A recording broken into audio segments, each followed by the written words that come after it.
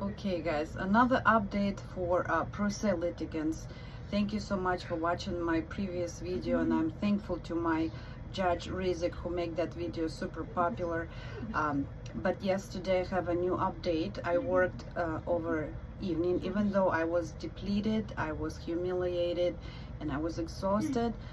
It is the downside of being pro se, because it's your own case, your emotions involved, and I still managed to write up my 18-page motion for reconsideration, and it has been already filed with the court this morning. So I produced this document within less than 24 hours. And me being bilingual and me being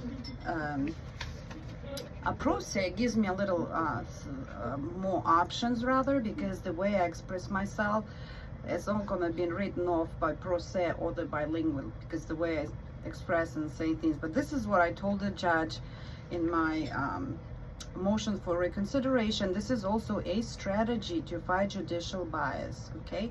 Because I told him, I want to say on the record that I am going to appeal, and I didn't sign any orders either. So this is what I say: for the appeal action purpose, to let judge know, to confirm judicial bias towards plaintiff in this case and outside of this case, Judge Rizik will deny or dismiss this motion for reconsideration. And I also said, for the appeal action purpose, to ensure the fairness of due process to plaintiff, new hearing is requested by impartial judge and in different jurisdiction, excluding Yorktown and Virginia Beach. Now, Virginia Beach, this is the opposing counsel who knows those judges and clerks. Or to be held de novo by Virginia Court of Virginia Court of Appeals.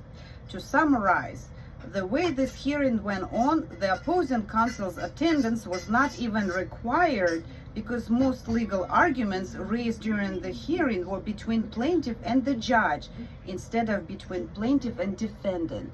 And yes, on the way out, this is what I did. I came into the courtroom during active ongoing hearing of that judge. I sit down and I wanted him to see me, because he knows what he's done.